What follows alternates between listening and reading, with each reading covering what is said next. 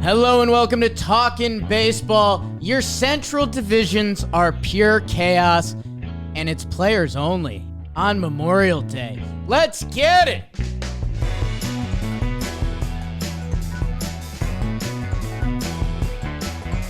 Wow.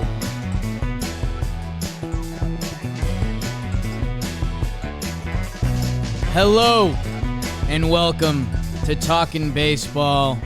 Presented to you by SeatGeek, our presenting sponsor. Go out and see a game. Go see a game tonight. We're big in Seattle. My Yanks are going out there. A little Memorial Day. Mariners, Yankees. Buy a ticket at SeatGeek, the #1 rated ticketing app. 70,000 events every day. Go to a concert or something, too. Why don't you double down? Know what some people were doing at the stadium this weekend, Trev? Yankees game into T Swift concert at night. Wow. Yeah.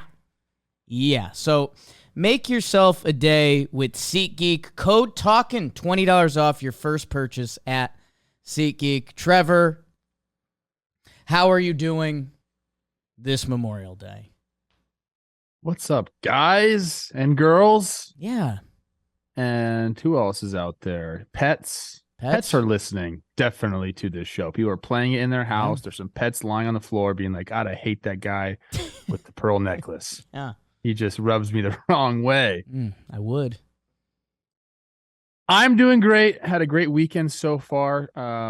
It is Memorial Day, so we wanted to, a little salute to the fallen who have given us a chance and the privilege to do this show on American soil.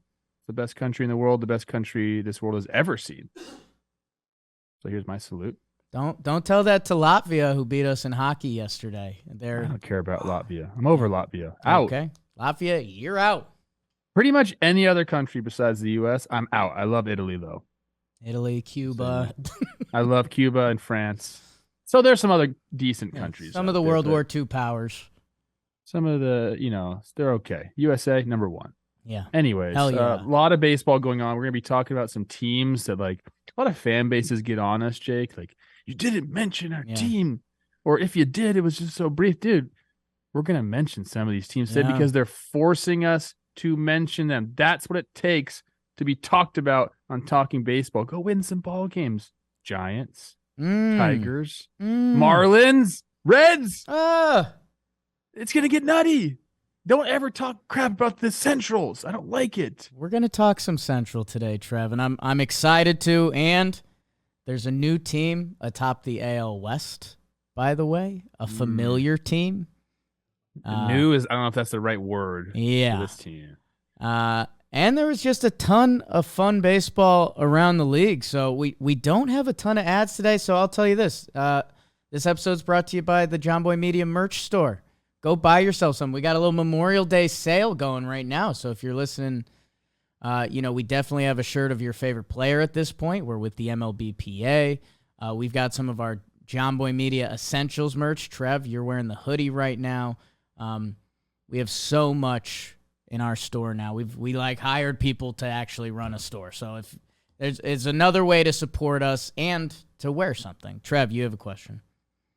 Brett Wisely, we're going to be talking about him a little bit today. I'm on his baseball reference page. Panama City, Florida. He looks like he's from Panama City or Jacksonville. Very much on brand with his home city.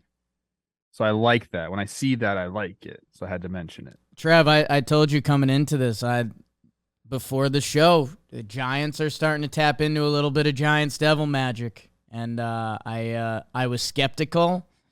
But now I'm seeing Conforto go. I'm seeing they're just calling up kids and they're performing. So excited to get out there, but I'm excited to get into some American League baseball because it's Memorial Day and it's Monday.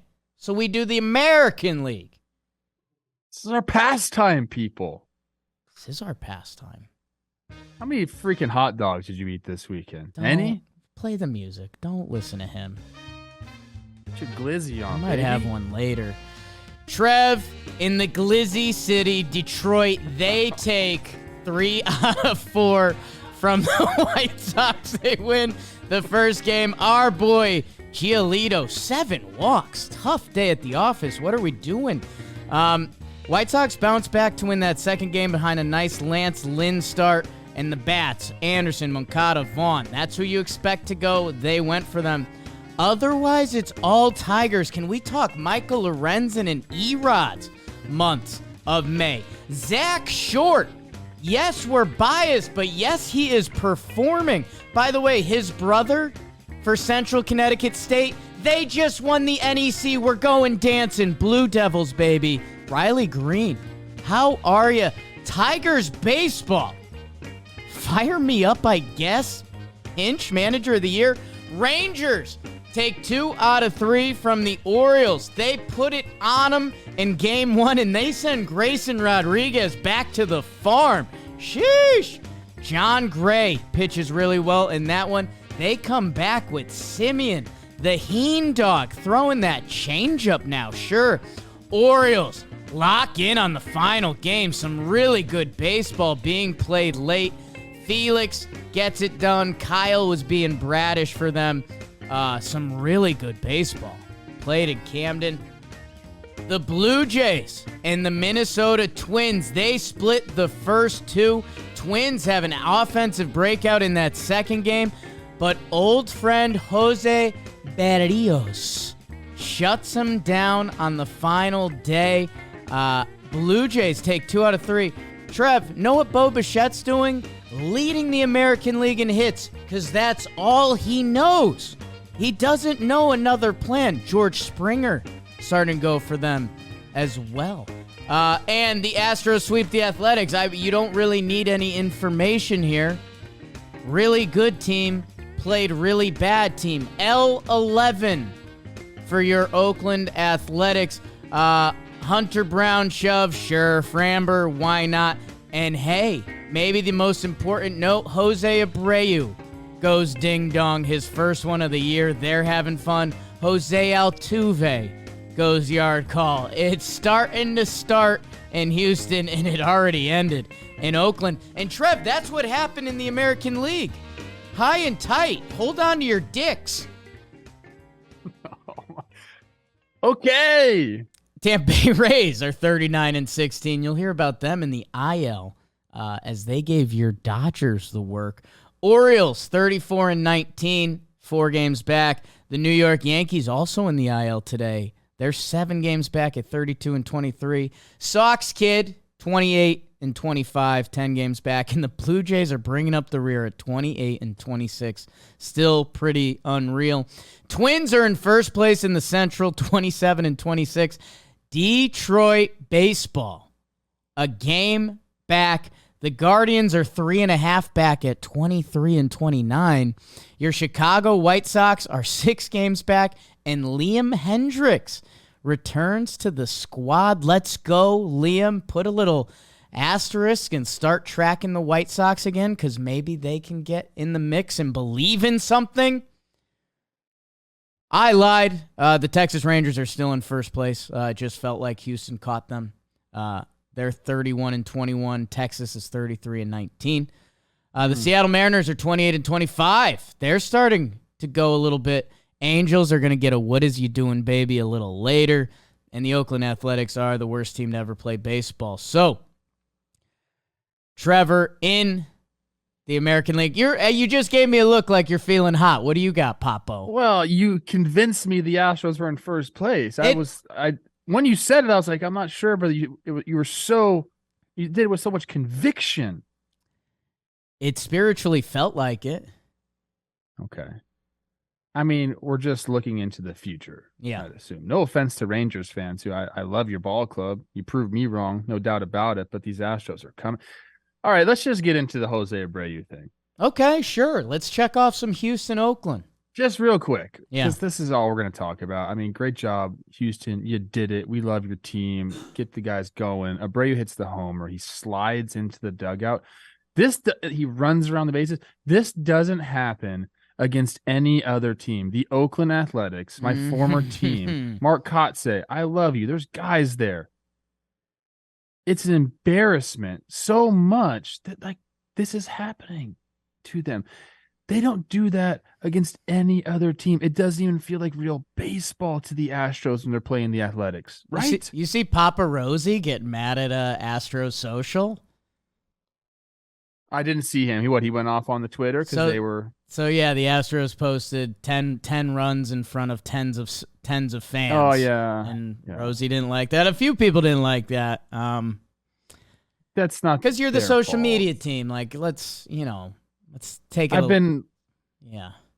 I'm off of the social media teams taking digs at fan bases or anything like that. Guys, just support your club, okay? But really, imagine Jose Abreu doing that against any other team. You can't because he wouldn't. It's like it feels like they're I'm not going to say. No, Trev, it actually is really interesting because I loved it because let me go into my head a little bit. You've got 36-year-old Jose Abreu, who, but has done almost anything you can want to do in this game. And here he is sprinting around the bases because he got his first ding-dong, his longest homer drought ever. And then he slides in, and there's a couple things here. You're right. Part of it is because Houston or Oakland stinks, and nothing really matters. And the layout of that ballpark, because it's not a traditional ballpark, he's still got so much steam going towards the dugout that he can do that. Yeah, it's a little messy. I'm happy for Jose Abreu, and Houston, we talk about Tampa being high T sometimes. I mean, look at those guys. We're having fun destroying Oakland. I just watched it again, and the entire Oakland dugout is looking like, oh my gosh, like this is happening on our field. Yeah. And there's nothing they can do about it. Enough of that. Let's Paul Blackburn comes back for Oakland. Hopefully he is the answer coming up for them. Trev, why don't because I instantly basically owe Texas Rangers fans an apology because they're still 2 games up. They played the Baltimore Birds, and by the way, I think you asked me going into this series, like, which team do I believe in more the rest of the way? I said Baltimore just because I'm kind of all in on Adley, and I love their formula, and I think Houston's coming, and I think Texas comes back to earth a little bit. That being said, that could very well be wrong because they showed why they're so impressive in the first game. They put up a 12 spot, literally send Grayson back to the farm, and they are a really good ball team. I think they have the best starting pitching in Major League Baseball up into this point with the best offense that they came into Baltimore. And I was proud of my Birds holding up on that final day. Again, a really good back and forth baseball game. Austin Hayes, who you probably mentioned as, the 7th hitter on Baltimore. He might be their best hitter so far this year statistically. But man, some really high level baseball out here. Texas, man, they continue to do it. They won 10 of 14, I believe it says on here. And, yes, the offensive outburst in game 1 is like almost seems like that's what we expect from them. Each series, they're going to have a game that they just score 10 plus runs. And for Grayson Rodriguez, unfortunately, yes, he got kicked down to the bushes.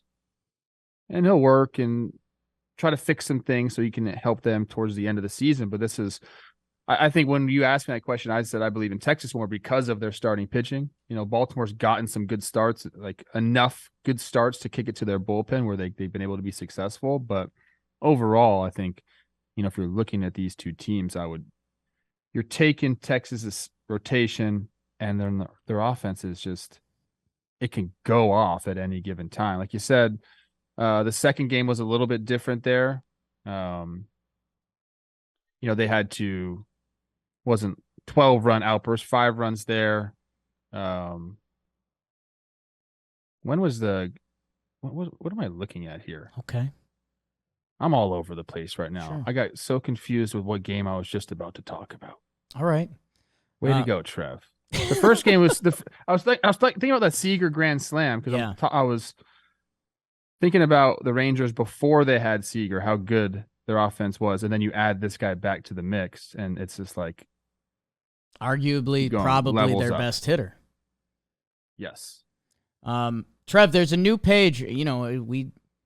I say this in an endearing way. We have a lot of baseball nerds that enjoy this show. I'm one of them.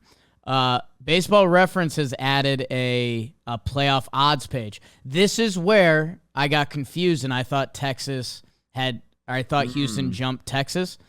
What it is, we see those playoff percentage bubbles we talk about sometimes.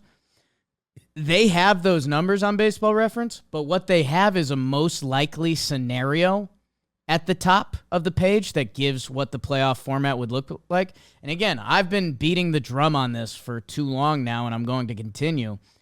Good teams are going to miss the playoffs this year. Right now, it has the Rays and Houston Astros as you're most likely to have a first-round bye. So that would be the two best records in the AL. It has the Twins most likely to win the Central. The Yankees as the number 1 wild card. The Texas Rangers as the number 2. And Toronto Blue Jays as the number 3. So right now, in the quote-unquote most likely playoff scenario, which will change a ton, it has Baltimore out, who's been the second best team in the American League. And it has Seattle out, who was supposed to be like a world-beating team this year. So just a reminder how crazy and ugly and kooky I think this season's about to get. With all that being said, Texas is, again, one of the biggest wrinkles because they passed the eye test. They passed the stats test. And, yeah, I think we just had to see it. And now with 2 months of a sample size, it's hard to not believe in the Texas Rangers. You have Andrew Heaney over his last 9 starts with a 2.7, if that's what you're going to get. And then you have, Gray doing what he's doing, Eovaldi seemingly throwing a shutout every other start, and you're going to get Jacob deGrom back. This is looking like a team that's going to be competing all year long in a very tough division. Like this, like you said, this is going to be wild. And I think really those last 2 or 3 playoff spots are going to come down to the teams that make the right moves at the trade deadline. Like who's going to bolster their bullpen the best? Like who's going to have a guy that catches fire and, whether it's offensively or on the pitching side, like they're going to have to make moves because there's too many good teams right now, which is a problem that we haven't had in baseball in a while, I feel like. Right? Last year, and that's, I laughed when I did a video, who's going to be the best team to miss the playoffs, and I went around the office doing it, and I went to Jimmy, and Jimmy was like, none. Like, bad teams are going to make the playoffs every year now because of the new wild card format. And I kind of laughed. It's a good Jimmy answer. And then he kind of he looked into it because he was surprised that I was surprised, and he was like, oh, shit. Like, in the AL, a good team is going to miss the dance. We will see, but Texas Rangers, number 1 starting pitching ERA, and if I told you that was with deGrom missing most of the time, I think people would be shocked by that, but good on them. Sometimes we like to give some coaching staffs a little love. Mike Maddox, and oh, by the way, signing a whole new pitching staff. That's a significant change, and like you mentioned, Trev, the trade deadline's going to be huge, and the development of young players. Volpe's been a big talk in Yankee land recently. Going back to last season, Julio and Adley took like a month and a half to figure it out, and then they went. So it's going to be interesting to see, how often do you see guys have good first halves and bad second halves or vice versa? Like, that's going to be a huge part of the storyline, too, that we just don't know yet. Man, Texas is good, dude. And that's one team that specifically will be looking for bullpen help. And if they get it, it can put them at a different level. If everyone continues to go, like you said, like, look, teams that are leading in certain categories in the first half are going to have some regression. I think about that with my Twins all the time. Like, are they really going to lead the league in strikeouts and ERA? Like, that'd be crazy. It seems like they have the guys to do it, but you have to do it for a full year. But as of right now, Texas is one of those teams where you just don't ever feel safe with a lead. Like, you gotta just keep going against them because they're going to continue to swing it. And I guess that's, if you're a Rangers fan or you're wondering about the landscape, hey, If you need a middle of the lineup bat, that's going to be tough to find at the deadline. If you need a top end starting pitcher, that's going to be tough to find at the deadline. Every year, you're going to be able to find some relievers at the deadline, and the price tag is lower than the other things. So if you're Texas, you have to feel so good about where you're at and believe in your front office because they've gotten you Simeon, Seager. They've gotten you a whole new pitching staff. Like, you got to be sitting good. I think the Birds, you're obviously disappointed, but I think there was just two good baseball teams bumping uglies, and someone had to lose this series. And a great last game. The Orioles come back and they do it. Bottom of the 8th, they answer it. Hayes gets the RBI single, and Bautista shuts it down. That's the formula. Back and forth, and they got to Cano, and it was Seager again. It was our social media. Kevin was in the office briefly yesterday while we were here, and we watched it together, and he was like, damn. Like, he was kind of blown away. He's like, this is really good baseball out of two uniforms that we haven't expected that from in previous years. And to end on a good note for the Orioles, 10-6 in one-run games. Nice. And a winning record in May, and they played a bunch of good teams: Atlanta, Tampa, Anaheim, Toronto, and the Yankees. Can I say Anaheim? I shouldn't have said Anaheim. Yeah, you can. That whole thing's ridiculous. Everyone knows what I was talking about. No one didn't know who you were talking about. If you said L.A., people would not have known who you were talking about. They would have assumed the Dodgers. Trev, I want to pivot. You know, this is the team you follow the most, the Twins and the Jays. The Jays take 2 out of 3. The games they win, really good pitching performances. Twins don't really score. So I want you to give a little Blue Jays love, or maybe something you saw with them that felt different. And then with the Twins, I want to start segueing into the Central a little bit, because the only other AL series is Tigers-White Sox, and this whole AL Central is just a bumblefuck? I don't know. Dude, I don't know if that's a word. Okay. Oh, Blue Jays, I mean, look, they played good ball this series. Bo Bichette apparently just loves hitting at target field or against the Twins. He loves hitting. Locked in, dude. It's so impressive to watch that guy play. He actually made some good defensive plays as well. But the Twins offense just wasn't there. And the game that they won, Matt Wallner had a big game. They had to send him down because we have Kepler. No, they sent him down after a 4-for-4. Yeah, Trash. Yeah, because a couple of guys are coming back off the IL. Royce Lewis is back for the Twins, which is big, and Kepler's coming off. So yeah, he had to go back down. He's a big boy too. Fun to watch him swing it. But Barrios did a good job. And the Twins starting pitching, besides Lopez, he had some trouble there, but they answered the bell, but the offense just has not been there for them. And they have to find a way to get going. Maybe Royce is the spark plug, maybe Kep comes back and ignites the boys, but right now it just hasn't been going for them. And they're sitting, one game in front of the Tigers, who were below 500. Like, it's shaping up to be something in the Central, no doubt about it. Yeah, I just want to give the Blue Jays a little more love. Remember, they're coming off their players-only meeting, so, pretty important rubber match, and Barrios to drop it on the table. And by the way, he signed that big extension. He was bad. He's had a really good stretch, so that's impactful for them. And Springer's starting to go, like I said before. Trev, I want to bring it to the Centrale, man. We did talk about Dalton Varsho, though. I guess we should mention that. I was watching that live. Yeah. I was grilling. I was watching that. Ooh. 2 balls in a row. I think it was Wallner and Castro. Was that who hit him? That was tough, man. I love the way that kid plays. Varsho's awesome to watch, but that was tough. Well, I mean, yeah, I know. Olivia's like, I feel so bad for the guy. I'm like, well, he's not really supposed to make those catches. Like, if he makes those catches, we're going nuts. But just the fact that he was given a chance to rob two homers, like a legitimate shot at robbing 2 homers, 2 batters in a row, was kind of crazy. And I think the second one, he had it in his glove there in the bullpen and just popped up. But he came back the next day and had a great game. I think he even hit a homer in that game too. So he didn't let it bother him at all, which is nice to see. He's having a little Offensively, he's having a bit better May than he did in April and March for the Jays. And again, he's supposed to be a big piece for him. He's supposed to be the lefty that breaks it up. I thought he was going to have to adapt to the leagues, and maybe it's happening. But yeah, Trev, that was in NBA, a lot of shot blockers get shit for when they get dunked on. And it's like, well, would you rather have the guy challenge the dunk and he's going to block one or two? And that's kind of what Varsho fell into. Like, he had a couple awesome attempts at robberies. They just didn't happen. And it's like, well, a lot of other outfielders wouldn't have even gotten there. So, like, I don't know. Funny how the cookie crumbles sometimes.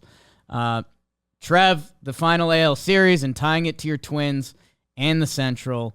The Tigers take 3 out of 4 from the White Sox. A result that doesn't surprise you on that final day. We get an extra innings, kind of not sad walk-off, but a Manfred walk-off, sac fly by Haas. But, hey, you got yourself in that position. And the Tigers are having a really nice May. I think they're 15-9. They're having guys perform. Erod, Lorenzen, we've talked with Riley Green a little bit. Our guy Zach Short has given them a couple big ball games. The Tigers are a game back from first place in the American League Central. It's Memorial Day. What does it mean? I don't know. It means they've had some guys turn it around. They started off, 2-9 or something like that. And Lorenzen had a bad April. He's had a good May. Riley Green started off slow. He's had a good May. Torkelson, who, we've been waiting on him. He needs to be a middle of the lineup bat for them. He turned it around in May. Zach McKinstry turned it around in May. Like, they've just played a lot better. Like, there's nothing like crazy about it. They just shook off a cold April, if you will, and got hot in May. And here they are. I mean, they're still under 500, but they're in a division that is up for grabs. And if they continue on this path of winning close games and getting back to where these guys think they can produce, they're in it. Like, what else is there to say? Like, they are in second place in the AL Central after starting 2-9. And the Twins, I want to be positive when I talk about them, but they need something. They need a spark, man. It's the bullpen hasn't been great for them. The offense hasn't been great for them. The only thing that's kept them close at all or in first place is starting pitching. The Tigers are within striking distance with a huge elephant in the room with Erod. Because he has an opt-out after this year, which it seems like he's probably going to opt out. So, like, what do you do if you're the Tigers in this situation? Do you trade him? Do you keep him knowing he's going to opt out? Like, it's going to be interesting to see. Yeah, almost none of the Tigers' numbers as a team are very impressive. In fact, they're kind of bad. I don't know, man. Get the baseball sauce going. Why not? They do play Texas, which, hey, I guess show us there. I don't know. Riley Green is supposed to be a dude and can be a dude. They brought in guys to compete, and that's where you mentioned the Erod predicament. If we get to that point, will be interesting because they brought in Erod to be a guy on a young team that was supposed to be competing, and now in a backwards way they are. So I don't know, man. Your Twins need to figure it out. The Guardians need to wake up, or hell, I'm almost rooting White Sox because Liam Hendricks is back, and it would be one of the most fun stories of baseball if they could get the sauce going. But that baseball reference playoff odds percentage page I mentioned, all of the AL Central teams have a combined under 0.5% chance to win a wild card. So hey, if you can beat up on your division, I can get you to the dance. And I don't know. I wanted chaos, and we kind of have it in both Central divisions right now. We do. When I look, we're talking about AL specifically right now. At least that's what I'm thinking about. The Guardians, what do they need? Offense. Like, in the worst way. I think Jose Ramirez is the only hitter with an OPS over 700. That's not how they relied on him for a walk-off yesterday. 30th in OPS, runs, and homers. Reminder, Oakland's still in the league, technically. So like it's hard. I mean, look, you're gonna get some guys that are gonna, get better, just like we just talked about the Tigers. Like they're not gonna stay at those numbers. Like there's a couple guys there that can hit and they will get over that 700 OPS mark. So the offense will tick up a little bit, but is it going to be enough? What are they going to do with Shane Bieber? Like this is going to be an interesting year for a lot of these Central teams because like you're saying, like they might be in contention for the one spot. They have to win the division, but realistically, they're looking at their team saying, well, is it just the weak division and how much do we go for it knowing that? And they have a lot of decisions to be made. So you have Guardians who need offense in the worst way.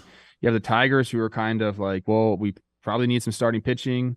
And we have this one guy who we might keep, might not keep. Our young guy's going to keep going. They have a lot of questions there. The Royals aren't even really in this conversation. No. And then the Twins, like everyone likes this team.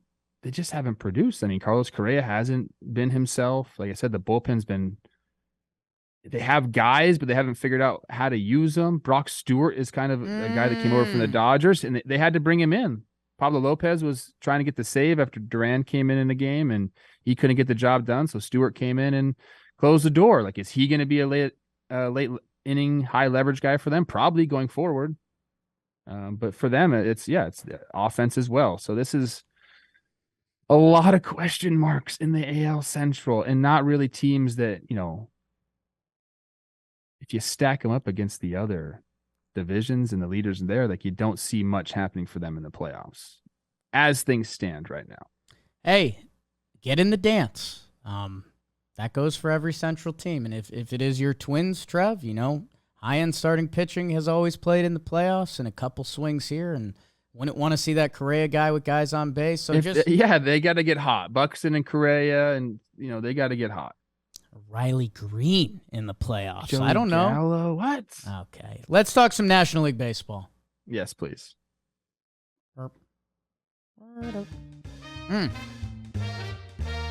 Trev, we'll start out where we finished. Sunday Night Baseball, you might have seen the Atlanta Braves and Matt Olson dating my daughter twice. 2 yackers from him. Ronald Acuna Jr. is out just doing bad things to baseballs on a nightly basis. They played 4 with the Phillies, and they ended up splitting. The Phillies took the meat games, while the Braves took the bread. In the middle, we saw Bryson Stott and Castellanos having big days at the office. Zack Wheeler, 8-inning shut piece, 12 Ks. He can do that to you. Young, thick Austin Riley has a couple homers this series. More than a couple, actually. Hey, 4-game split. Braves, 7-run inning to start Sunday Night Baseball on ESPN. Tough to tune into that. Hey, good for them over it. Giants take 3 out of 4 from the Milwaukee Brewers. Giants devil magic is brewing out in the Yay area. They shut him out on a bullpen day to start Michael Conforto. 4 for 4 at the office. Listen to some of these names who are getting it done for the Giants. Brett Wisely, sure. Patrick Bailey, why not? Casey Schmidt, if you listen to this show, you know. Otherwise, you don't. They have fully tapped in, and Logan Webb, and when he goes 7 innings, 1 earned, Brewers salvage it on the last day. William Contreras and Owen Miller, who's been raking for them. Willie Adames, scary moment. He's going to be out for a little bit. Gets hit with a line drive on the bench. Scary stuff. Giants are going. Brewers, luckily for them, they're in the Central. We'll get to that because the Reds swept the Cubs. I asked, I received. The Reds, Hunter Green, 6 shut piece. How's your 0 hits? My God, if he figures it out, watch out. Reds mash the next day. Matt McClain, Friedel. By the way, Spencer Steer's doing some special things for them. These Reds. And Matt McClain on the last day. Senzel. I don't know. Trev, I know that the Cubs starting pitching didn't get it done. Justin Steele, Tyone, and Smiley all get knocked around. And the Reds jump the Cubs, and the Cubs are in last place? in the NL Central? I don't know. Rockies, they take 2 out of 3 from the Mets. Scherzer has a really good Coors Field outing, 7 innings, 1 earned run. Everything else was kinda Rockies. Ryan McMahon on back-to-back days with homers and 2 hits. That fuck Grichuk, he gets involved on the last day. I don't know, man. Even Alvarez chips in. He's getting hot for them. But it's not enough for the Metropolitans. Rockies take 2 out of 3. By the way, Cole Tucker rehabbing. 2-hit day last night. Get ready for him. And that's what happened in the National League. It is getting messy, Trevor Goof. The Braves remain in first place, 32-21. They are 4.5 games up on the second place. Marlins, the fish with arms. My goodness. The Mets are 500. The Phillies are 3 games under, 25-28. Your Nats are 2 games behind them. Hello. The Milwaukee Brewers, 28-25 there, first place in the Central. Second place, the now 500 Pittsburgh Pirates. Remember where they were. The third place, Cincinnati Reds. We went from pooping in trucks to some of the best young talent in baseball. Cardinals are a game. Cardinals are a game behind them. John Boy Media connected to that. The Chicago Cubs are in last place, like I mentioned. Whoa. Dodgers are 32-22. Snakes are 30-23. Giants, a game above 500, 27-26. Padres are 24-29, and the Rockies are a half game behind them to try to jump the Padres. It's Memorial Day, people. Trevioso. I wanted to start out with a highlighted or a bolded part of our sheet here. Okay. Talking about Colorado, New York. Okay. Now, way to go, Colorado. Like I was following, Kelsey Wingert is always giving the best updates. If you don't follow her and you're a Rockies fan, please do. Bottom of the 4th, they're down 6-2. They score 4 runs, big 3-run double by McMahon. They come back in the next inning and they score 5 runs and they do this whole thing. So Bud Black moved past Don Baylor for the second most wins by a manager in franchise history. Here's what was in bold. No Rockies manager has a winning overall record historically. What? It's tough. That's crazy. When they approach me about the analytics position, that's one of the things I'm going to point to. We should have a manager a win winning manager. more than he loses. Yeah. Holy. I don't know how far we go into this series. Great job, Colorado. Like I said, yeah, Alvarez for the Mets getting it done. Alonso still homering. But the Rockies can put together some big innings every once in a while, and that's what they showed this game here, or this series, excuse me, here. Take 2 out of 3 from the Mets. Coming back? Profar with a 35-game on base streak. He's a guy at the trade deadline. You might hear his names. And yeah, man, I mean, again, these Rocks are a game away from jumping the Padres. There's more 11-10 games in baseball this year than any other year in baseball history. I don't have the actual analytics, but I promise you, because we got another one coming up later. And yeah, man, I mean, if you're the Mets, like, you know, Alvarez has kicked into gear. He started to rake. And I was surprised to see he got his first home run versus a lefty, which if you remember when he originally got called up, he was supposed to be their lefty DH. So funny how that goes. Yeah, man. I mean, if you're the Mets, I think you shake the shoulders and you say we're 500 and that was Coors Field baseball, but like, I don't know, you're 55 games in, 54 games in, and you're 500. It's not what you want. Although again, we do forget the Rockies, even on their best and worst years, they're really good at Coors. So yeah. That's always an overlying fact, but yeah, man. The Mets got Ryan McMahon, basically. Yeah. He came and did it. He's good. He's good. He's what allowed them to pay Arenado to leave. Trev, I told you it's a big Central ep. Let's go. Let's go Reds Cubs. Fuck it. Cussing a lot today. It's Memorial Day. Hunter Green, I took him at my last pick of the Cy Young draft, where I very obviously should have taken Zach Gallen, and he will remind me, and Snakes fans will remind me till the day I die that I should have done that, and they're probably right. But when Hunter Green does this, that's why I did it. 6 innings, 11 Ks, 0 hits. Just as dominant as a pitcher can be, quite literally, with that fastball and the stat line. Trev, if they were in a different division and there was a team running away or 2 teams running away, it'd just be golf claps for the Reds. There is genuine, young, performing talent on this Reds team now. Matt McClain, the kid they called up, sure, he's their second, maybe their third shortstop that they're excited about over there with Ellie De La Cruz and Noelvi Marte. He's called up. Guess what? The last 7 days, Fangraphs has him as the best player in baseball. Jonathan India, and he's bouncing back full throttle. Spencer Steer, another young ball player who's bringing it every day, that with that and Ashcraft and that, Lodolo's been out. I don't know, man. They swept the Cubs, and maybe that's more so the story, because the Cubs are in last place in the NL Central.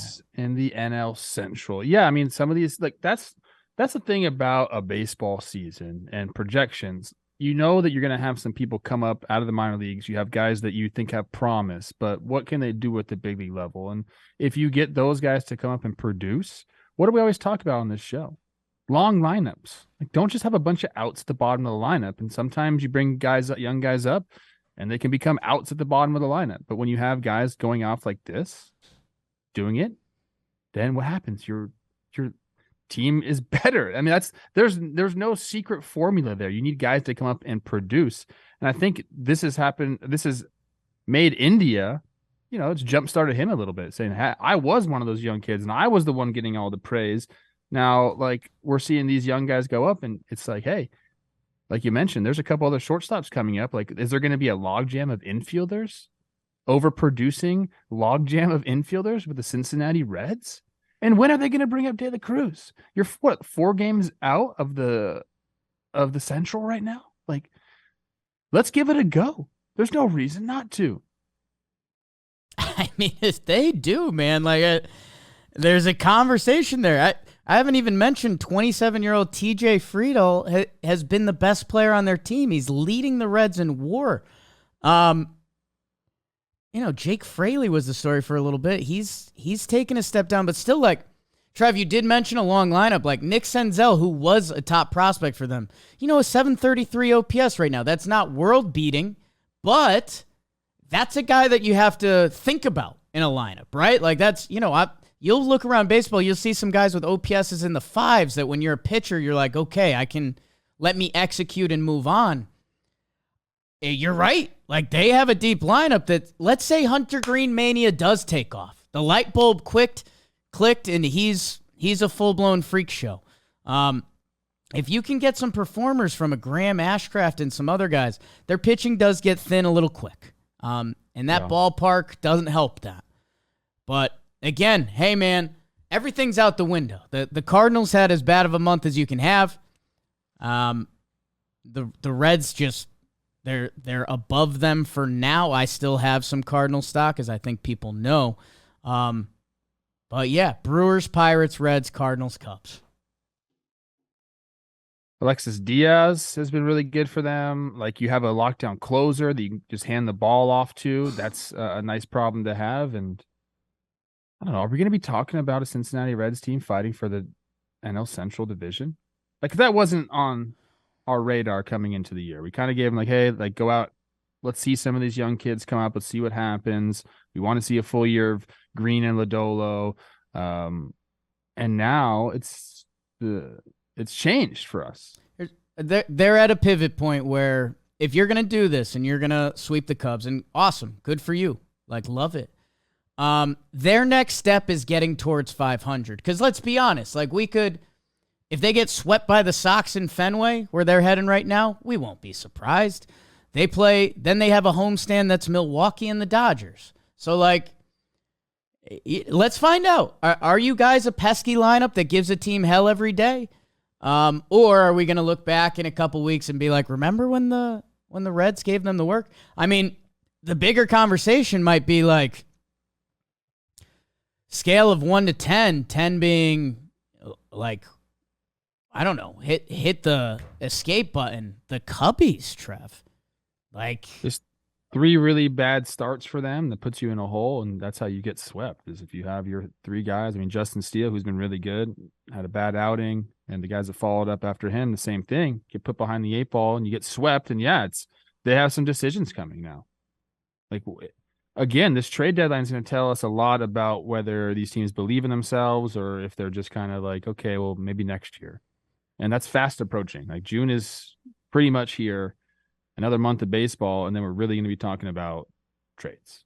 Yeah. And we might even get some in June. Like, this is when it starts to happen, middle of June, right before the All-Star break. 22-30. And oh, man. Yeah. I feel like it's been up and down for them. Did they like go off on a run at the beginning of the season? They were like looking good, and we were talking about the Cubs, and we were happy, and like, oh, man, this is all working out. And then May has not been kind to them. What's their record in May? There's still stuff you like the offense rates as a top 10. 10. 8-17 in May. Can't do that. Can't do Holy, 2-10 in 1-run games. It's okay because they're welcoming the Rays to Wrigley. Sheesh. I mean, that can turn to 8-20 month real quick. Oh my God.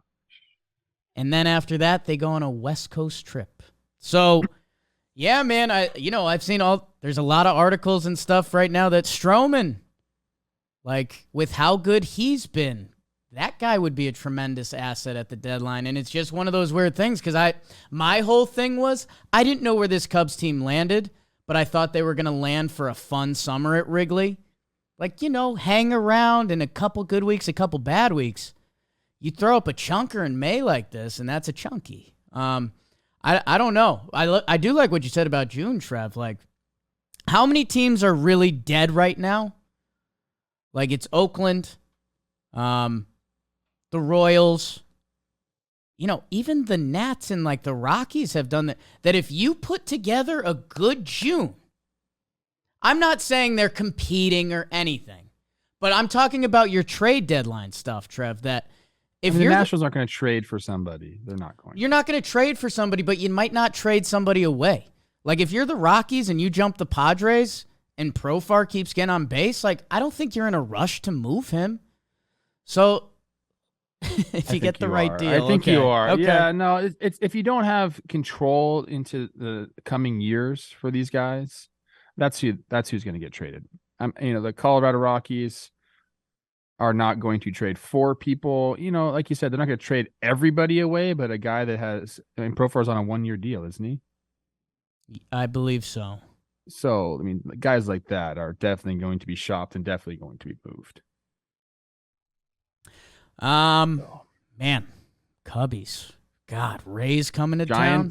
Giants Brew Crew? Yeah, so I guess tying off the Central a little bit, the Brew Crew, they lose 3 out of 4 to the Giants, and I guess what's more of a story? Is it the Giants potentially showing some signs of life and having a really big May, or is it the Brewers kind of being lumped into what the Central divisions are? Stop it. I think it's the Giants and what they've been able to do. They're going to get some good starting pitching. Cobb's been great. Webb's been great, but the offense has started to go a little bit too. They have some young.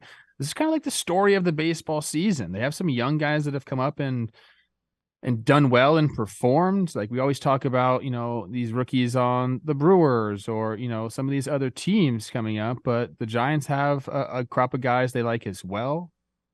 So much that they've even kicked some guys like Brandon Crawford to the bench as of late.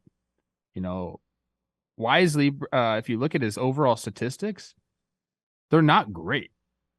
But San Francisco being the team that they are, they value different things, under the hood metrics, if you will. There's a quote by Gabe Kapler saying his swing speed is still so good and he can elevate the ball to the pool side. These are the things that they're looking at. They believe the numbers will come. So he's getting a shot. These guys provide different types of ways to score runs other than like the long ball. Like they're, getting on base, running a little bit. I saw an article talking about how good they've been.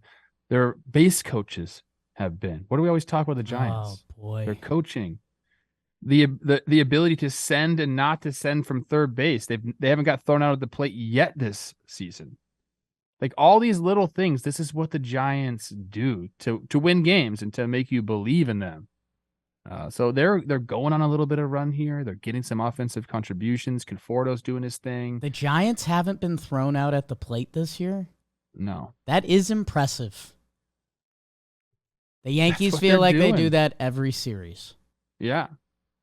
So, I mean, they've got, Casey Schmidt has been really good for them. And like I said, him and Wisely have kicked Crawford to the bench. They got, Patrick Bailey hitting the ball and, a bunch of young guys. I think it's Patrick Bailey's birthday today. I was looking at his baseball reference page.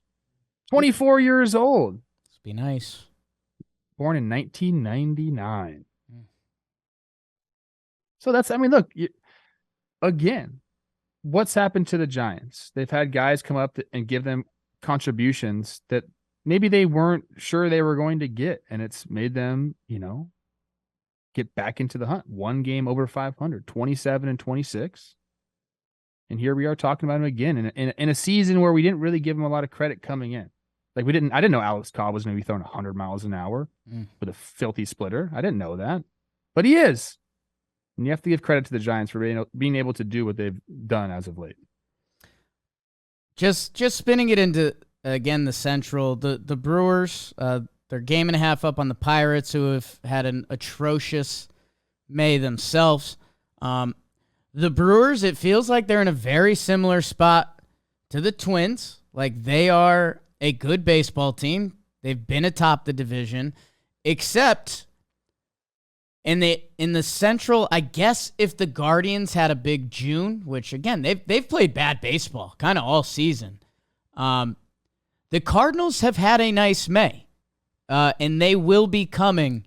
Although I think it's interesting. I think they're 14-12 in May or something like that. They have 2 games against the Royals. And then they have a double off day.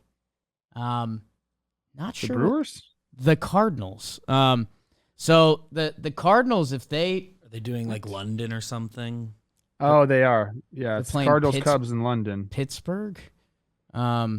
Okay, so, just mark that down as part of their season. But, yeah, I don't know. If you're the Brewers, hey, make sure Willy Adames is okay, and let's get him back because he's such a important cog on that team. And then, yeah, man, they've got a road trip at Toronto, at Cincy, and if that at Cincy 4-gamer matters in June, then, yeah, we're full-blown... This season is full-blown chaos.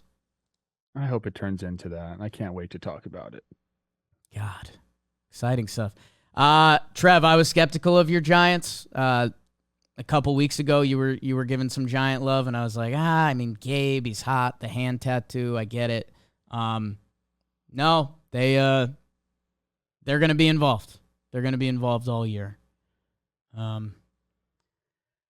I don't know. You want anything with Phillies-Braves? I they split 4 and stars performed. Like that's essentially. I think I'm going to give a standout to one of the Phillies. I think for Atlanta, you look at Ozuna, who stepped it up. We're going to talk about length in the lineup. He's batting .343 in May after hitting .085 in April. Yeah, that helps. Getting him going helps a lot. They're just an incredible team. They do everything right. Mike Soroka coming back is big for them. We'll see. I think he's starting tonight, right? Yeah, Soroka comes back tonight. That's exciting. That is exciting for Braves fans, and exciting for him. It's been quite some time since we've seen him on a big league field. But yeah, these are two really good teams. Spencer Strider, fastest pitcher to how many Ks? 100 strikeouts. What's going on? He strikes everybody out 61 all innings. the time. What else is there to say about the guy except he has comically big feet for his body? Yeah. They look like he has skis on when he's throwing. I don't get it, but he is absolutely nasty. And it was a fun series. I mean, close games. The Braves, kind of ran away with the last one. Dylan Covey, who I saw step in for an injured Dustin May with the Dodgers. All of a sudden, the Phillies pick him up, and it's like, man, what is my life right now? Baseball life, man. And the Braves were like, hey, dude, we're going to put 5 earned runs on you, 7 total in 2/3 of an inning. That's tough. That's tough. Olsen and Acuna, man, my God. Hey, I want to give, before we go to the aisle, I want to give one last shout out. Tristan Beck, reliever for the Giants, gave 2 heavy relief outings in the same series. 33 pitch, 3 inning save, and then he comes out 2 days later and he throws 44 bullets with, man, the way that bullpens get used in keeping guys fresh, especially as the summer and the rest of the year goes, those types of outings are very important to the baseball season. So let's talk some interleague baseball, Trevor. We forgot. Oh. Shout out Craig Kimbrell, 400 saves. Almost, big number. Almost gave him an award. Dirty Craig. He kind of got usurped by Kenley getting his 400th. Tough timing. Oh, yeah. Trev, there's never tough time to join the DraftKings Sportsbook. New customers can place a $5 bet and get $200 in bonus bets instantly. And do their same game parlays, bigger payouts, rack them up, Willie. Download the DraftKings Sportsbook app, sign up with code TALKIN. New customers can bet just $5 and get $200 in bonus bets instantly. Code TALKIN only at the DraftKings Sportsbook. Let's do a little interleague baseball. Okay.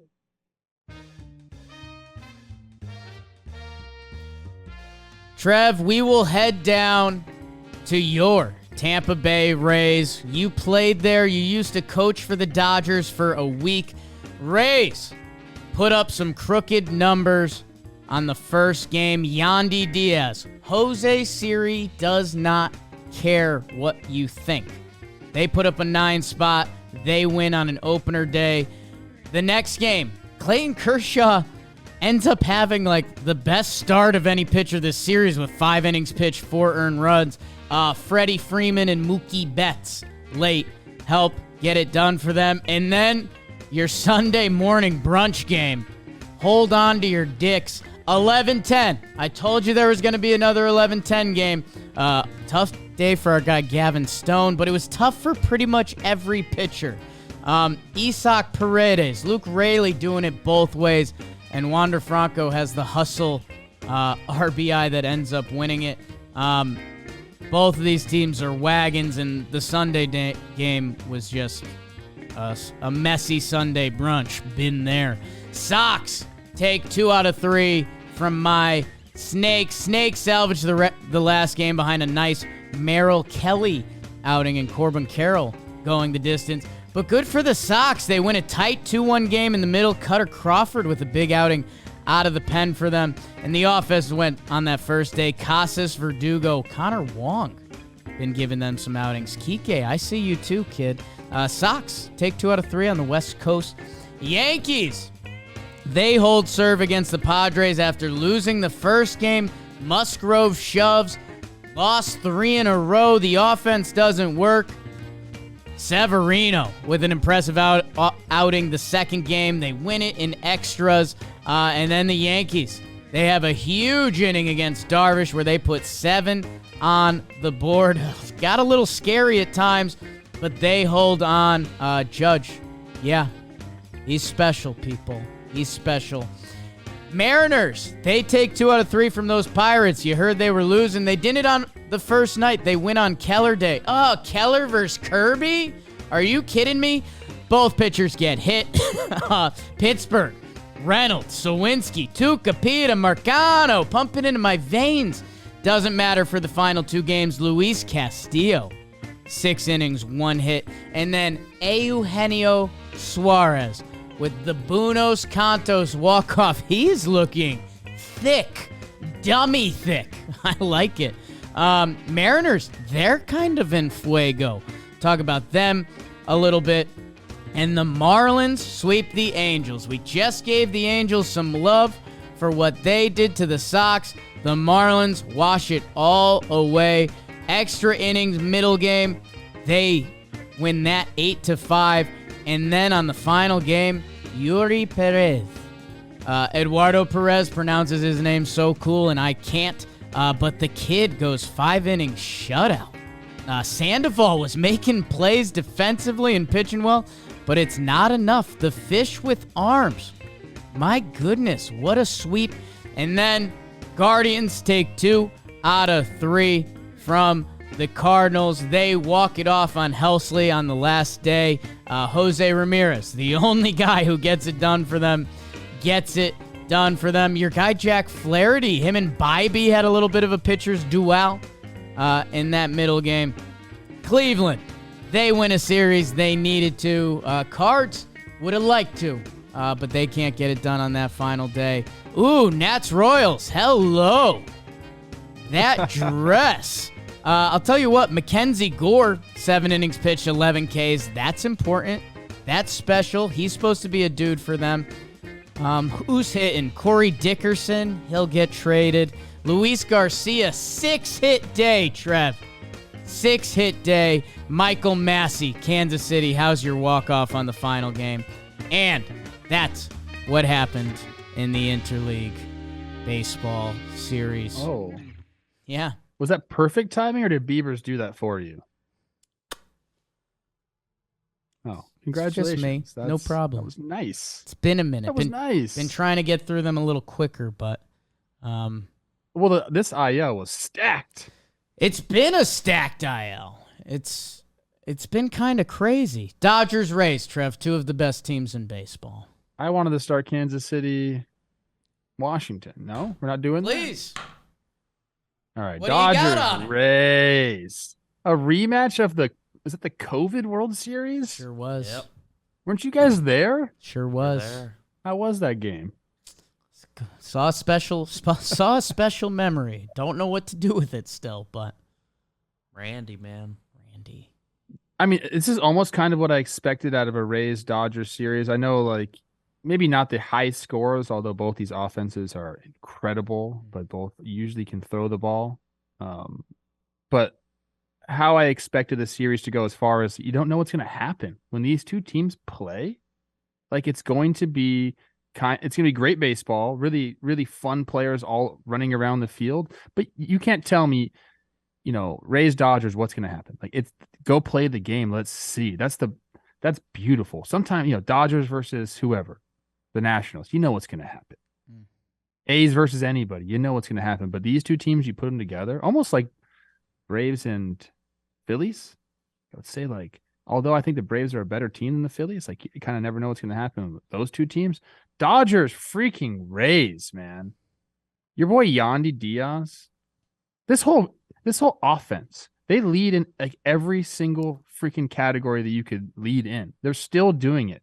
I thought it was going to be after April. I was like, okay, like great start. May is going to be tougher for them. They've just continued to hit. You mentioned Kershaw with the best starting opening line, and he gives up 4 Ernies in 6.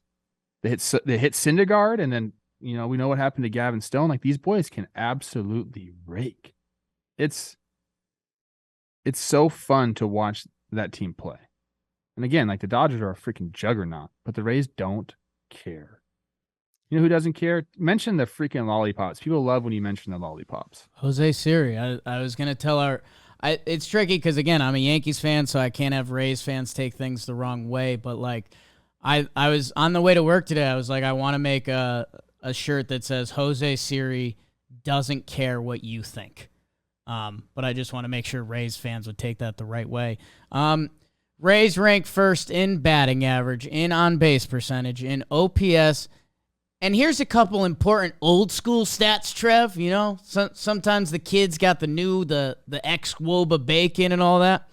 They're first in runs, homers, and stolen bases. Yummy. That's still meat on the plate. I got to be honest with you. Runs is probably a good one. Runs is a good one. I love that stat. That's a good one. I love that stat. Well, you know what? Analytical people love home runs. What are you talking about?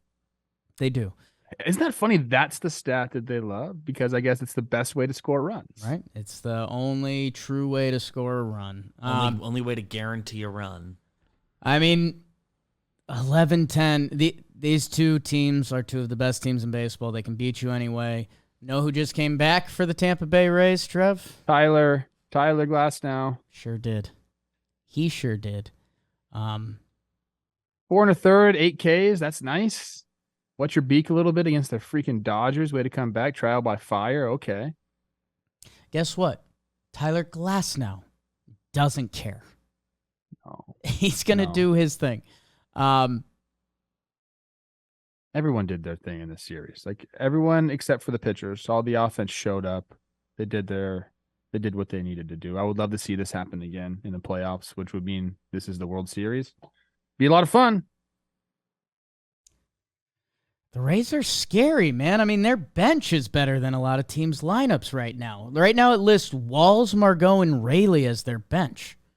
And you can swap that out with Paredes. They're really good. And they've lost a lot of starting pitching, and they're still just getting it done, dude. This is insane. 10 dudes with an OPS over 800. 10. By the way, their two top prospects, Curtis Mead, third baseman, infielder, Taj Bradley, starting pitcher. They're both, ready. Bradley's pitching tomorrow against the Cubs. So, they're really good. He's not going anywhere. No need. Yeah. You just can't find a spot on the team for him. Crazy final game. Could have went either way. But often goes the Rays' ways, especially in the Trop. Trev, Sox. I mentioned Grayson Rodriguez gets sent down. Brandon Pfaadt, another big pitching prospect. He gets knocked around by the Sox. He gets sent down. That's baseball a little bit. This was kind of big, an IMO in my head for the Red Sox. You're on a West Coast trip. You're fighting a team that's got a lot of chutzpah behind them right now, and the Snakes. This could have been an easily, you open your eyes and you're at the Sunday game trying to fend off a sweep. No, it's actually the opposite. They come out. Whitlock comes back. He has a really nice outing. And yeah, the offense has a big day in the first one, and they win a 2-1 game, which if you're the Sox, that's got to feel good because that's not your normal recipe. And then Kelly was just great on the final game. Yeah, another good start from Sale, even though he had some tummy issues. It was his flu game. 5 innings pitched, 1 run. You mentioned Whitlock. I mean, they're paring down their rotation now, and if Sale kind of continues to, find himself, Whitlock's been good. Bayo's been good. They got Pivetta in the bullpen. Kluber's going to be out. Yeah, he's not going to be in the rotation. Is he still in the rotation, or did they move him as well? Let me see where Kluber is listed. He won't be in the rotation for long. I don't think. So they're getting good starting pitching when they need it, and they can hit. 2 out of 3 from the Snakes is a job well done for sure, because the Snakes are a hot team and they could score runs a bunch of different ways, and the pitching did well. I mean, they scored 7 runs in 3 games, 2 in the first game, 1 in the second game. It's a recipe for success for the Sox right there. You mentioned the guys going in the first game, a familiar cast of characters, if you will. Casas 3 for 5, Verdugo 3 for 5, Connor Wong, the other part of the Mookie Betts trade, 2 for 4.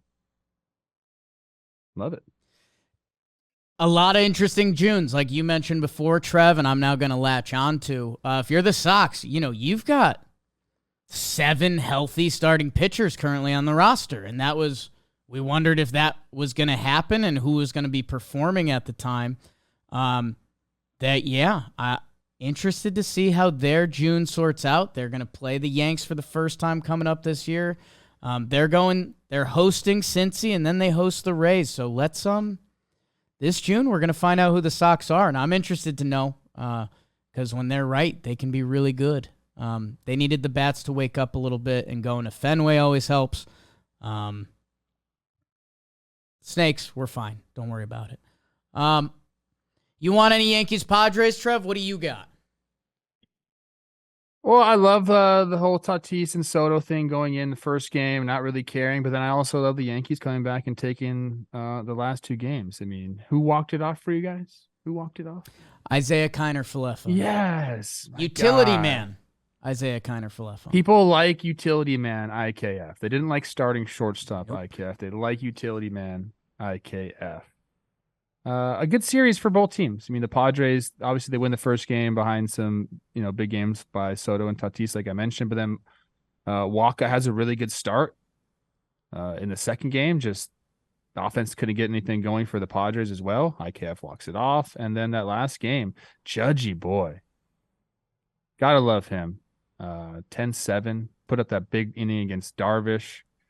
And what was Cole's line here? 16th pitch, 5 earned runs. So again, like if you're a Padres fan, like you kind of went in there and made a statement, but you lost another series. I guess you're not so happy with the way things are going, but like the series is was there for the taking, essentially. I think they're saying that about a lot of series though, which is the problem. And they're a half game up on the Rockies. This is supposed to be the team that was going to take down the big bad Dodgers. Important June coming, and their offense just it feels like it doesn't go, and Melvin's trying to press buttons. I saw Rugi Odor lead off one game this series when you've got a lineup that potentially has like 4 Hall of Famers in it. I guess 5 if you count Rugi. I don't know. They're Padres fans are not happy. Although I will say, a lot of Padre fans rolled out to the stadium. They had a loud conglomerate there for Memorial Day weekend. But conglomerate? I don't know what that was. I'll let it. It works. It's a word. Does it work? I think it works. Yeah. Severino. I think was the word you were looking for. Severino back for the Yanks. Circled that. 6.2 1-earned run. He can be a formulaic change for them. Yankees got some guys coming back soon. You might see Stanton next week. You might see Donaldson next week. When the Yankees' bottom of their lineup contributes, they are a dangerous team. But there's a lot of nights they don't. So, I'm good with where my Yanks are at. Volpe. Okay. Vamo. Volpe needs to go a little bit. Is there any chance that he gets sent down this year? I don't think they would. It would have to get ugly.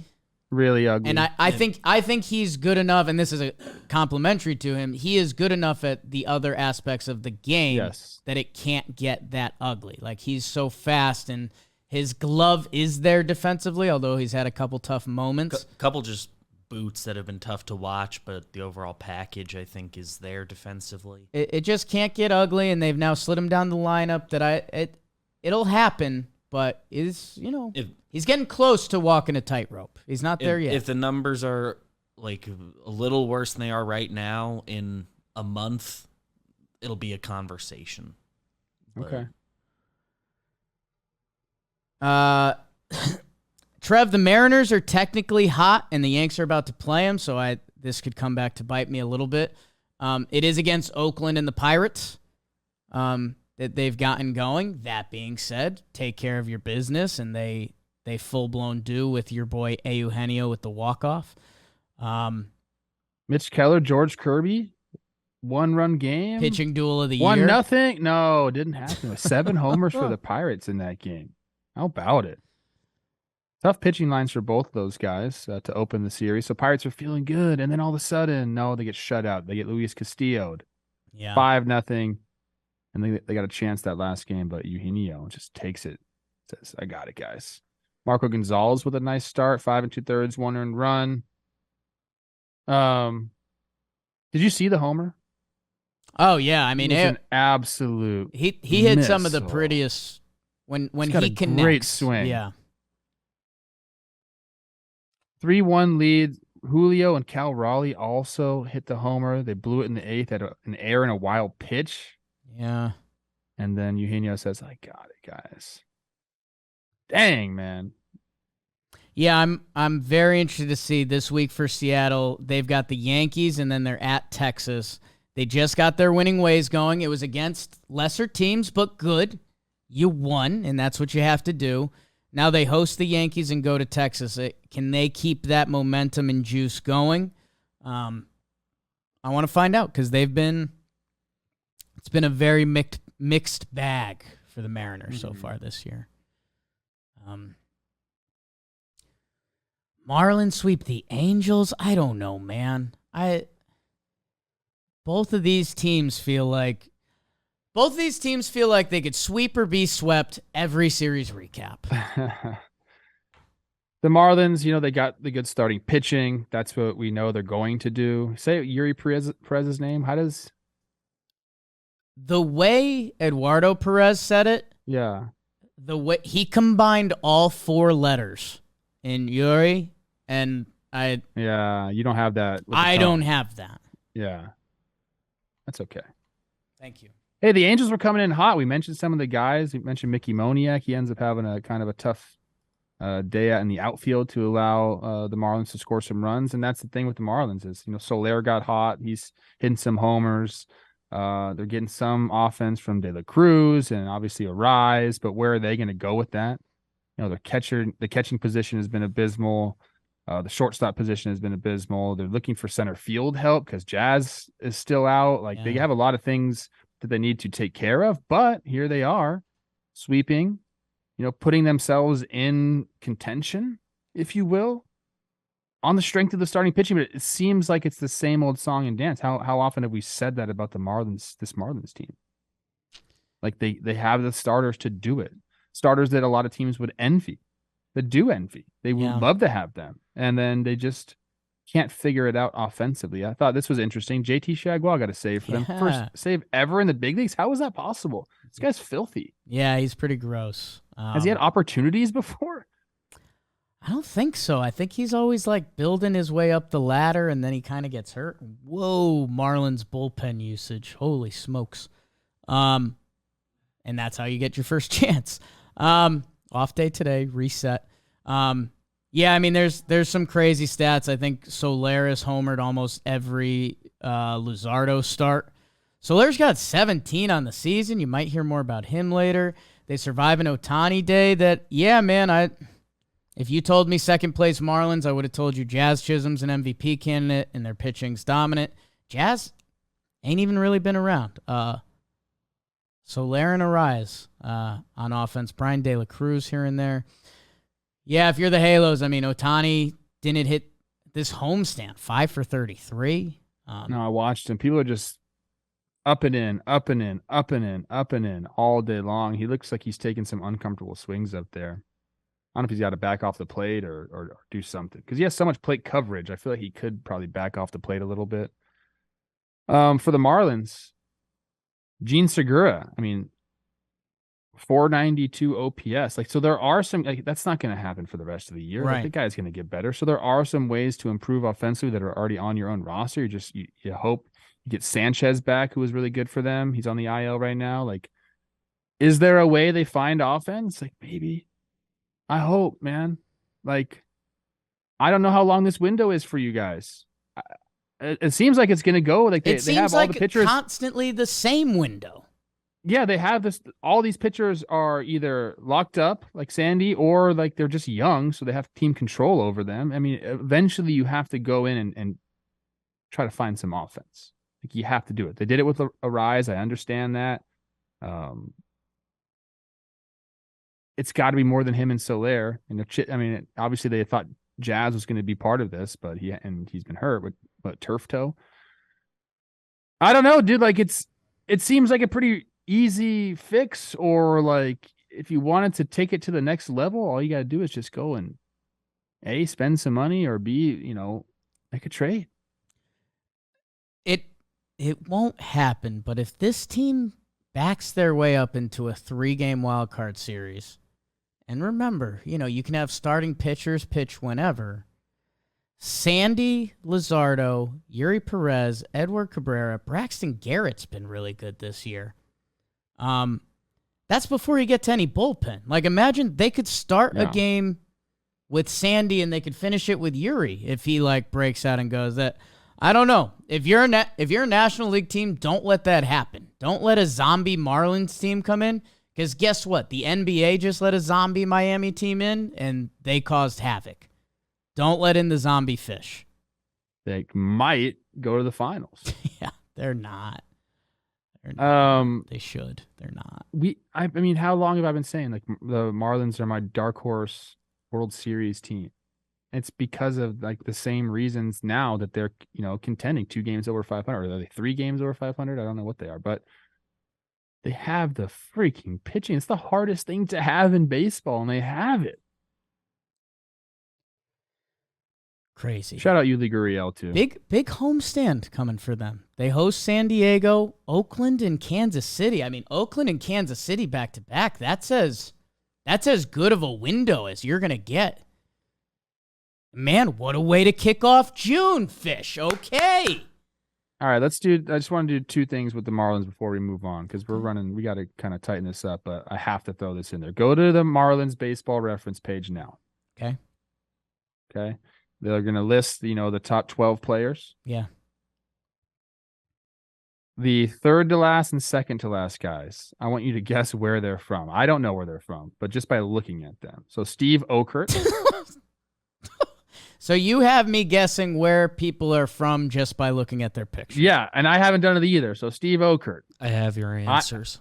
I'm going to go Louisiana. That's good. I'm going to go Oklahoma. Steve Okert, born in Riverside, California. Wow. No. Andrew Nardi, born in West Hills, California. What? Oh, no, Trev. The Cali brand. Nardi, I was going to say like a Northeastern dude. I could see that. Italian West last Hills? name. You went to Royal? Royal. This is like my hood. I was born in West Hills. All right, that didn't go the way I thought it was going to go. Good segment. Trev, Cards, Guards, Royals, Nats.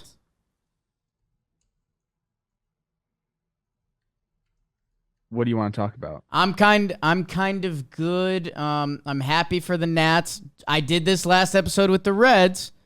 I said, "Hey Reds, sweep the Cubbies. I'll talk about you." Nats and Kansas City are in different weight classes currently. And hey, I shout out Mackenzie Gore before. He deserves it again. Nats, stir it up down there, baby. Jump the Phillies. You're 2 games behind them. They do host the Dodgers, then the Phillies. And the Nats, you want to talk about a slappy formula. They are 3rd in batting average. They're 20th in OPS. So they are those pesky Nats, baby. I was going to get more into the Cardinals guard series, but go Nats. Go Nats, go. Oh, Pasquantino, Luis Garcia, 6-hit-day. Cards, Guards. Again, this series, I guess why I'm not excited about it is both these teams, 2 of the biggest underachievers of the season. And we're a good Helsley outing away from this being Cards win again and Guardians can't hit. But we're not. Good for the Guards.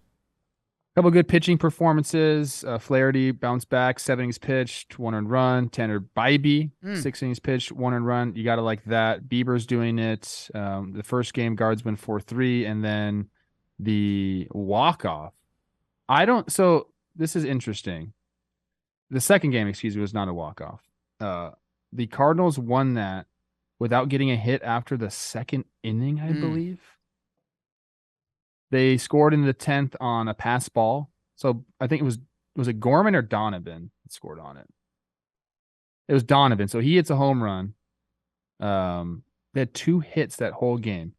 He hits the home run, and then he begins second base as the Manfred runner. He steals third base and scores on a pass ball, and that's their offense. That's crazy, man. For the Guardians to lose a game without giving up a hit, or 2 hits, not any after the second inning, I believe it was, like I said.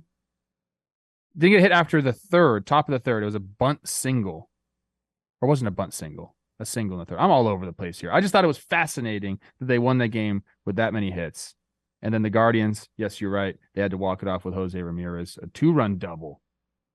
Like, why are we even pitching to this guy? I guess it was first and second. They walked Quan and whoever in front of him, so they had to pitch to him, and bam, 2 outs, double. The only guy with an OPS over 700 on their team. That's nuts. If there's a guy you don't pitch to, it's Jose Ramirez, unless you have to, because he will punish you. Good for Flaherty, good for Bibee. It's a Bibe with a good outing. And yeah, I don't know. Hey, maybe buy some Guardian stock if you want. Dalton's got some stats here that fewest strikeouts offensively in the majors. So they're not swinging and missing. They're just getting no results. And hey, that's what they did last year. I know, the same thing. They're just not getting production. Their formula in that last game, Ramirez, he's obviously going to do it, and guess what? He's gonna do it.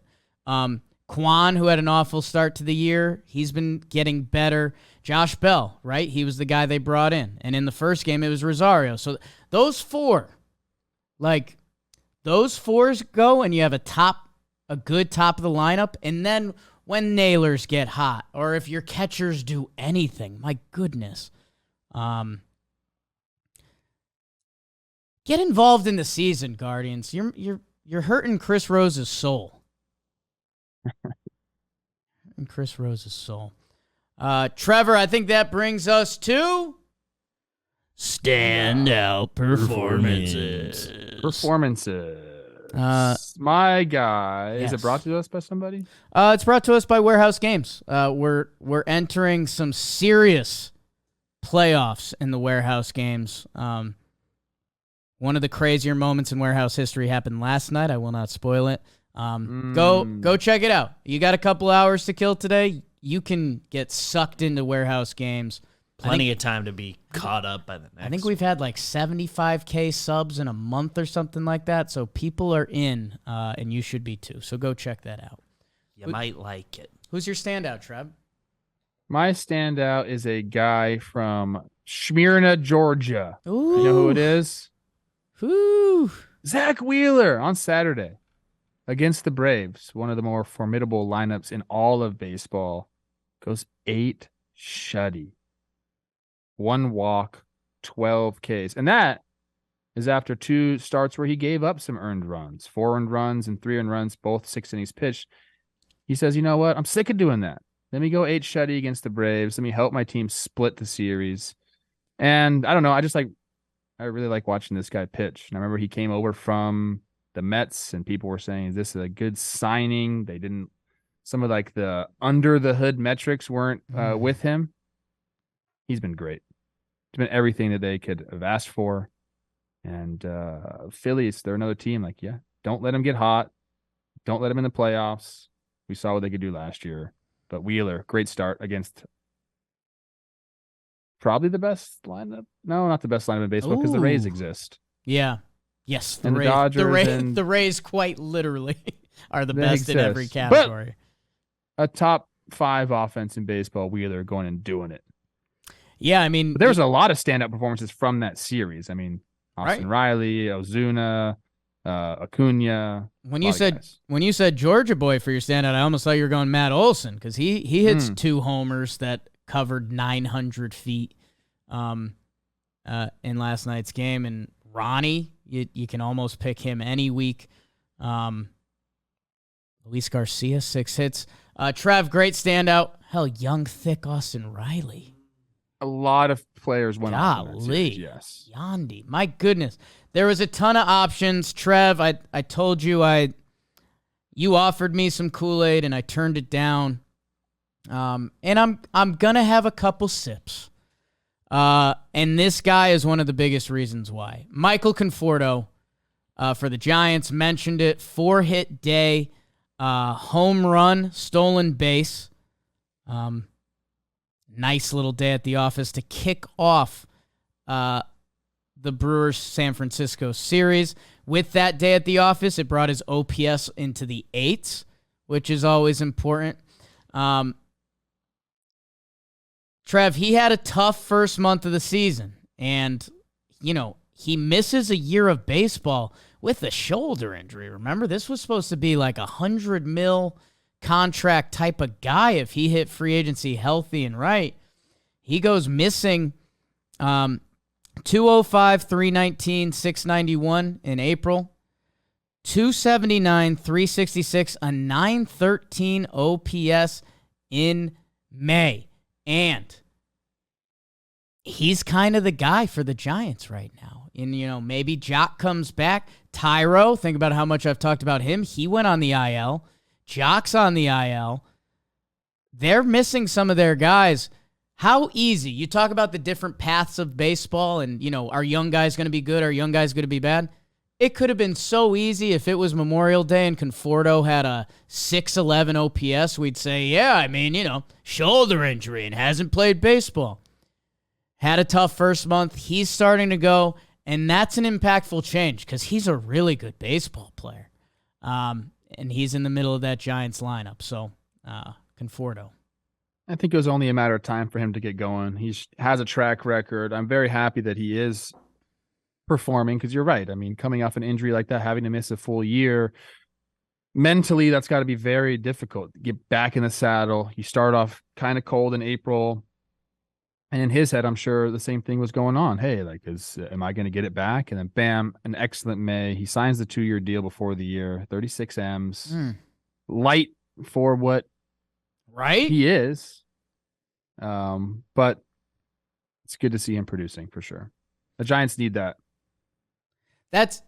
You can do your Giants Devils magic, but you need something thumping in the middle of the lineup that every time they come up, you say, whoa.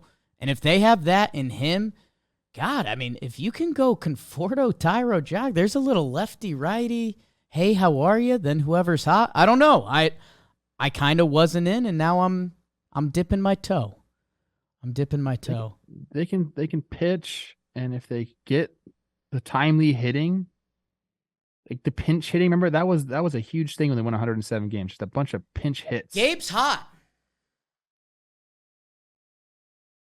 Gabe is hot. Hand tattoo?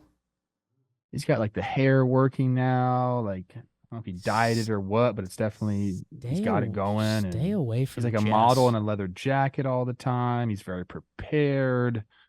Know what I need?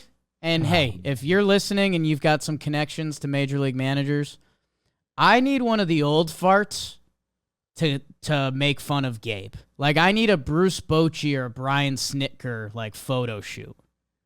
So if you've got one of the old man managers, let's get involved here. What are they gonna say? Trev, can I ask you who's Dirt Nasty's on fuego? That means I'm on fire, baby. Like Waco. The piece of chalk. Rookie, heavy, and fuego for the series. We talked about this guy, Ryan McMahon, 6 for 12. That's a 500 batting average, if you didn't know. 3 homers. He's homered in 3 straight games. Had gone the previous 27 without a homer. That was the 3rd longest drought of his career. Mitch Haniger, we didn't even mention him. Yeah. When we're talking about the Giants. 7 for 16, a double, 2 homers, 6 RBI. Gio Urshela doing it at 3rd. I talked to him. He's got a nice set of chompers now. When did they get those things? He's always had a nice smile. I don't know he's got him taken care of quality. Now. Yeah. But 7 for 12, a double, a triple, homer, 3 RBI. It's the 2nd highest average during this span of players who had 10 at-bats. For the week of 5/22 through 5/28, Matt McClain, our guy with the Reds, 15 for 31, 3 doubles, 2 homers, 7 RBI, 9 runs for a 1.3, 7-game hit streak. Batting .380 with 2 homers and 8 RBI since making his debut on May 15th. Let's get it going, Reds. Bring it more kids. Julio starting to go. That's a scary thing for the West. 14 for 30, 4 doubles, 2 homers, 7 RBI. Attaboy. Luis Castillo, also of the Mariners. 2 games started, 12 innings pitched. No runs. 4 walks, 18 Ks. No earned runs. And then one we're really happy about, and we need to make a special shout out. Our guy, colleague, friend, stud, Zach Short, 5 for 12, 2 homers, 7 RBI, 4 runs, 5 walks for a 1.5. He's got more homers than Ian Happ. Suck it, Ian Happ. And I still have more right-handed homers than Ian Happ, too. Just because you're a switch hitter, bro. Yeah. I'm the best right-handed power hitter at this company Hell still. yeah. Shout out Zach Short. Good-looking dude, too. I like him. He play a little bit of D. Hit the long ball. Playing D for the D. For the 2 weeks, 5/15 through 5/28, your guy, Francisco Alvarez, 13 for 35, 5 homers, 13 ribbies. It's been hit twice for a 1.3 OPS over those 2 weeks. Josh Jung, that thick neck mother effer, 17 for 41, 3 doubles, 3 homers, 10 RBIs, and 10 runs scored, too. That's a good stat. 1.2. Merrill Kelly has pitched 3 games in these 2 weeks. 18 and 1/3 innings pitched with only 4 earned runs. That's a 1.96. He's got a .87 whip in those starts as well. And that is who's in Fuego. Fantastic stuff, Trevor. Yeah. Zach Short, 33 at-bats. Do I got 39 plate appearance, 33 at-bats. He's 7th on the Tigers in WAR. So he got his chance, and he's taking advantage of that. Love him. Great dude. Trev, injury report. Got a lot of names. I mentioned Willie Adames. That's one of the big ones. Tyro Estrada.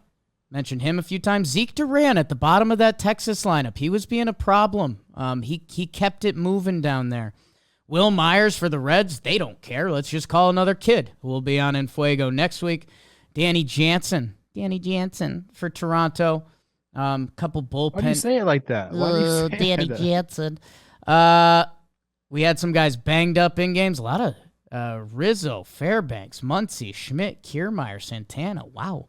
And who we got back? You heard about Glasnow, Whitlock, Zach Davies for my Snakes. Eloy. Love that. Let's go, White Sox. Join the party. They left the door completely open, even though you guys were horrible. And Liam Hendricks, like we mentioned, pretty cool that he's back. And easy, maybe the easiest guy to root for in baseball right now is Liam Hendricks. And you mentioned all your Twins, Trev, Paul Blackburn. Hit it, Beebs. Awards! Oh, my goodness. Needed that. So I need to just get it up real quick. Sure. Okay, Olivia. You go first because I'm still getting mine up. I have a really good one I want to do. I want to make sure it's good. Trev, I'm giving out the CED award. Okay, I'm ready, actually. Okay. I'm giving out the Oh, the Places You'll Go award. Are you familiar with this book? No, obviously not. How are you not familiar? It's a Dr. Seuss book. It's incredible. I guess you don't have kids. No. I love Dr. Seuss books, first of all. I love the cadence. I love the artistry. There's this cool art shop in San Francisco that sells like Dr. Seuss art. And like I go in there every time I'm in San Francisco. Haven't bought anything yet, but I should. There's a line there's a couple paragraph line. I'm going to read it to you right now. It's going to tie it all in together. Oh, the places you'll go. There's fun to be done. There are points to be scored. There are games to be won. And the magical things you can do with that ball will make you the winningest winner of all. Fame. You'll be as famous can be with the whole wide world watching you win on TV. That's nice. Wow. Except when they don't. Because sometimes they won't. I'm afraid that sometimes you'll play lonely games too, games you can't win because you'll play against you. This is a big life lesson book, okay? So you're on top of the world one moment. Then you're going to get knocked down a peg, but you got to keep going. Mike Soroka is getting my award. We haven't seen this guy since 2020. Tears the Achilles. Starts rehabbing it 2021. He's like, I'm going to be back. Tears the same Achilles again. Top of the world. Absolutely doing it to start his career. And then has this unfortunate injury 13-4 with a 2.68 ERA in 2019. He was the second in NL Rookie of the Year and sixth in the NL Cy Young. Talk about just like starting on a freaking high, and then this happens to you. He even had a setback this year with a hamstring injury. Finally getting back on the hill is something like, if you're a Braves fan, you're like, this is great. We're getting a guy, he's going to help our ball club, but you have to put yourself in his position, getting to those highs and then having these lows and working your way back up. Tonight to him is going to feel incredible because you can be very, very lonely on the injured list. You're not really part of the team, even though, you're around the guys, but you're not contributing at all. And all you're doing is sitting there working, thinking about the day that you get to come back. Tonight is the night. I'm very happy for Mike Soroka, and I hope it goes well. But even if it doesn't, just being back out there on a big league mound, I think is very special. And he deserves a shout because it's 2 grueling years, or almost 3 grueling years of rehabilitation. And I'm telling you, mentally can just take a toll on you. So I wanted to give old Mikey boy a little bit of love here. Go get him tonight. Trev, well done. You mentioned the artistry and just the speaking pattern of Dr. Seuss, and yes, you would love that. Like the light bulb went off over my head. That's very your lane. And yeah, you mentioned he pitched in 2020, 3 starts, 2020, one of the weirder years of a lot of people's lives. Before that, 2019, Trev, I mean, he was the ace, a 21-year-old ace, 2.68 ERA and 29 starts for a first-place Braves team. And just a reminder how quick baseball moves, although guess what? It hasn't moved quick for Mike Soroka the past few years. Let me bring you around the horn for your Atlanta Braves that year. 85 games behind the dish for Brian McCann. Your first baseman, Freddie Freeman, now a Dodger. Ozzie was there, little monster, cool. Dansby Swanson, now your Cubs shortstop. Your third baseman for those Braves, Josh Donaldson. Nick Markakis was in the outfield. You know who had 45 appearances out of the bullpen for that Braves team? Jesse Chavez. Even better. And I normally wouldn't say that because, we love what Jesse Chavez is about. Jerry Blevins. Oh, Jerry. Jerry I almost Blevins. said Peter Moylan. He was probably somewhere. Good for Soroka to be back. Root for that guy because you're right. Rehabbing for 3 years ain't fun. And man, that Braves team has changed a lot. Still winning a lot. Let me read that line again before I have to go to see Rosie. Except when they don't, because sometimes they won't. That's I like that. That's big. I've been liking failing lately. Oh, you're gonna love me. Yeah, I just have been. I like getting humbled. I feel like I've been getting humbled a lot lately, and it's something that drives me. I like it. I don't know why I just said that.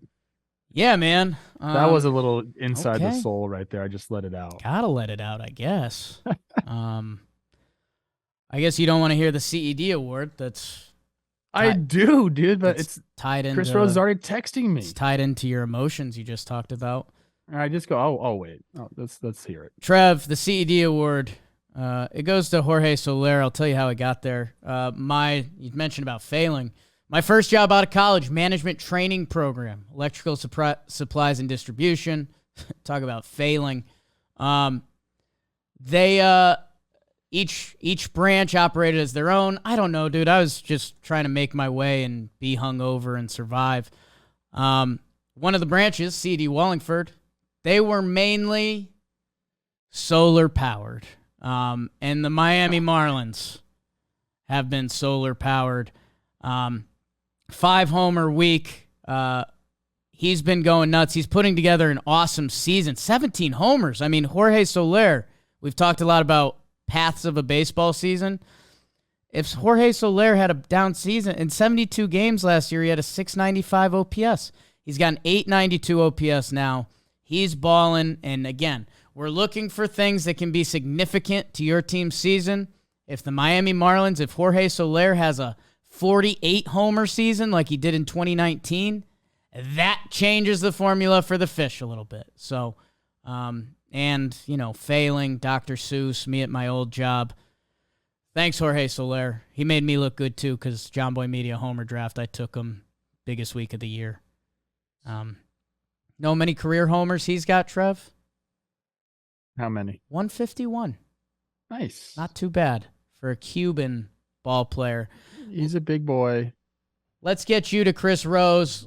Everyone else, Memorial Day. Trev feels like he's got one more thing to say. Mainly solar powered. I loved it. Yeah. You tied it in there, Poppy. Good for you. Always do. Jake sucks. You still suck. Yeah. Everywhere I go when I'm doing my twin stuff, Coach Trev. I'm like, what's up, guys? Jake sucks. Everywhere I'm like, yeah, he's. Everyone's saying it. That's me. On the All side. right, Chris Rose is gonna yell at me. Yes. Late. Memorial Day.